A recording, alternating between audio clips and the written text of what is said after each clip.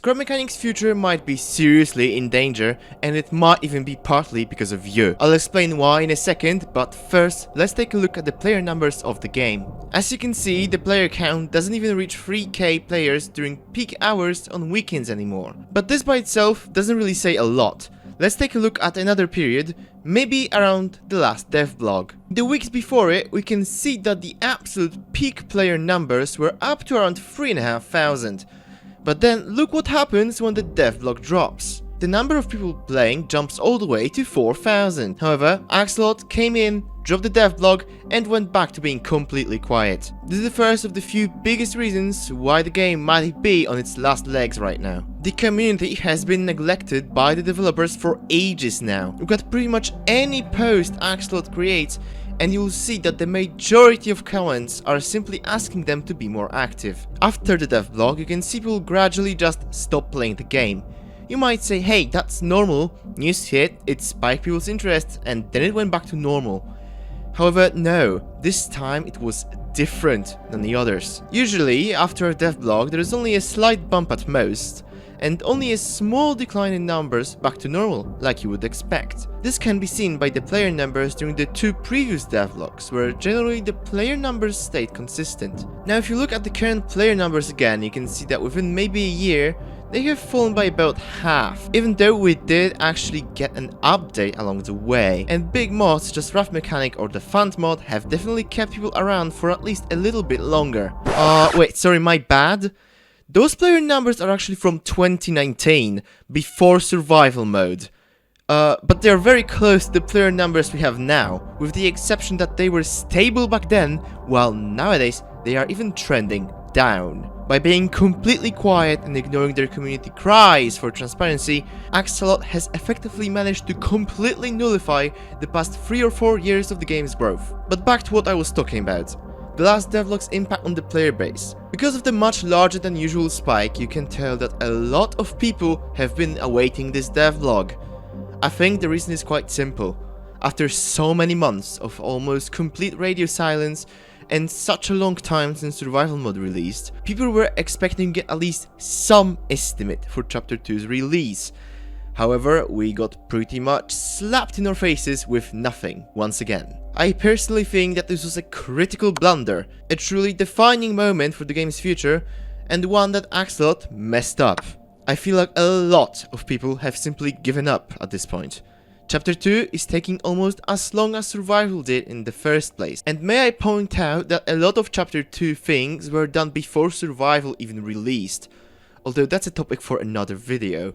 And with the months of radio silence, people just really had expected at least something to look forward to, but instead were left with nothing but yet another inactive period, as Axolot has not said anything at all after dropping devlog. And as they continue to completely ghost everyone, more and more people are simply leaving because they simply do not care anymore.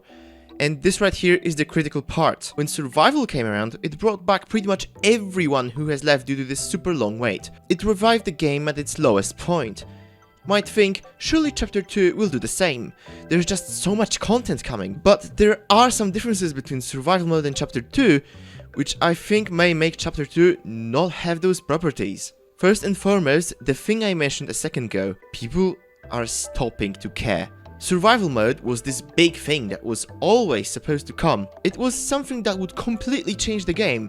And let's be honest, it did. Scrap Mechanic with just creative mode is a completely different product from Scrap Mechanic with survival. The gameplay itself is just completely different. Suddenly, you have in-game reasons to build stuff and your creations actually have uses and a purpose. But let's be critical here for a second. Between this sometimes atrocious performance and all the things that were supposed to be in survival that weren't there, the big moment of the game ended up being a shell of what we were promised. And so, a lot of those people that came back, who possibly have left the game until it matures 4 years before, have left again, disappointed and with a bad taste in their mouth. I personally was able to look past those problems, especially because at the time Axolot was actively improving upon those. And a lot of other people did too, as the game had somewhat stabilized around 4,000 players, with updates bringing it up to nearly 6k. But let me point out the important part of what I just said. A lot of people that heard about the game over the 4 years of Survival's development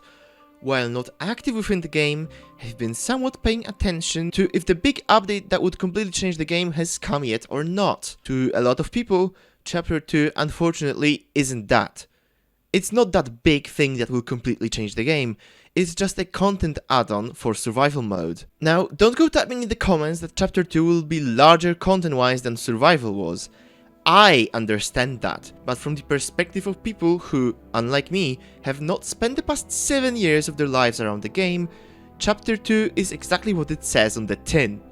A second chapter of the empty shell that survival was on release. It's not showcased as an update that will completely change the way the game is played, but an update that will expand what the game already has. Which is why I'm worried that people will simply not care about it, and no matter how good Chapter 2 ends up being, there simply won't be many people still around to play it. So to sum it up, some people stopped caring because of being let down by survival, some because of the constant radio silence, and some simply don't see Chapter 2 as much of a game changer as survival was supposed to be.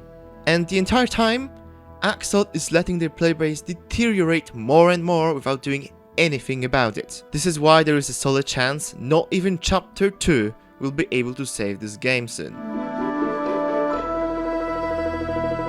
Now, before moving on to my other point, which is why you yourself might be part of why the game's failing, let me address some things from the previous part that you guys will probably point out in the comments. They are a small team and game development is hard.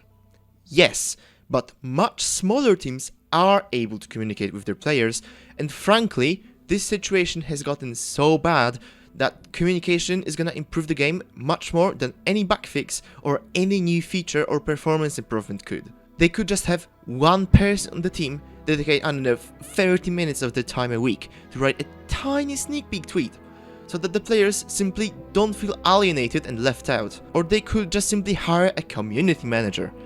You might say, hey, they have a limited budget, they can't just spend money like that. The money from sales, which is in the millions of dollars by the way, is to be spent on the development of the game. But the thing is that a community manager is essential to a game's success, so it is absolutely still contributing towards the game. Even much smaller games or teams have community managers. Hydroneer, for example, does. And Satisfactory, which in my opinion is a prime example of how early access games should be done, has like 3 community managers. 3! Axolot absolutely could afford one, and the fact that they still haven't done anything about this despite numerous pleas from the community, frankly seems petty at this point. Oh, and also, on the topic of financing, they have money to spare to pay a super controversial and also the richest in the world man $8 a month for literally just a checkmark on a hardly active account on Twitter. Yeah, if they're using the early access money for that, I feel like they have enough spare to actually improve the game. Alright, now it's time to get to the other end of the problems, which potentially includes you. If you've hanging around scrap mechanic communities, such as the Discord of the larger subreddit, or the Scrap Mechanic Leaks Discord, or even just the Twitter comments under Scrap Mechanic posts, you might notice something.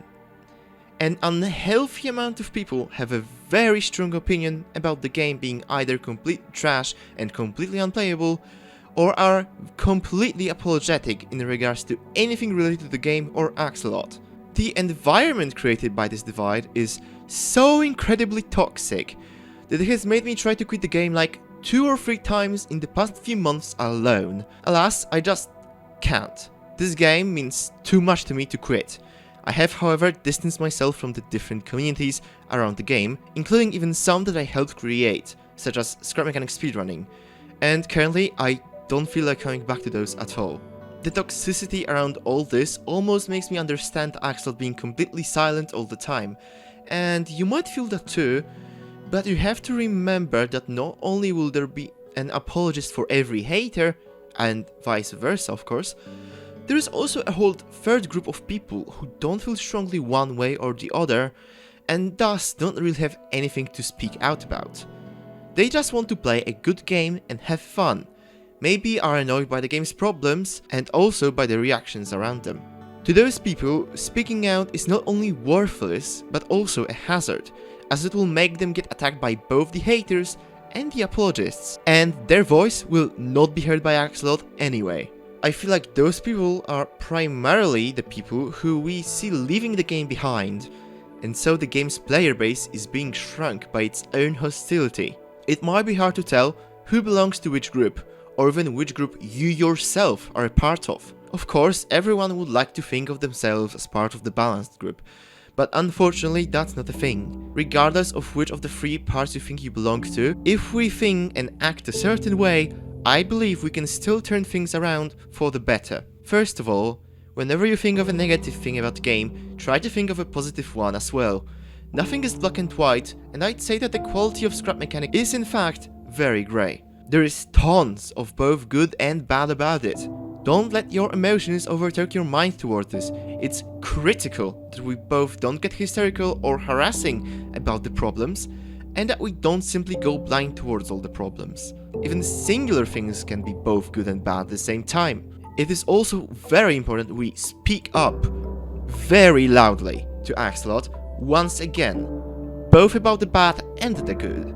Congratulate them on how the new lighting engine looks, but at the same time complain about them being dead silent all the time. I've been trying to implement this tactic for some time now, and at the very least I can look at my own comments without being ashamed of myself of either being disrespectful or mean towards the devs, or not doing anything about the game's problems. I really believe that if we don't acknowledge both sides of the coin here, we are gonna kill the game, regardless of what Axolot does.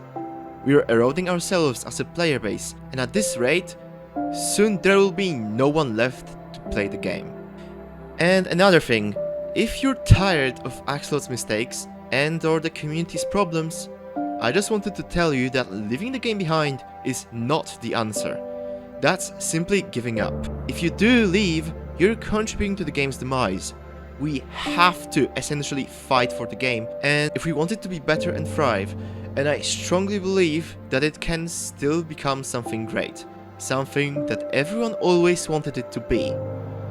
Of course, don't be afraid to take a break if you need it.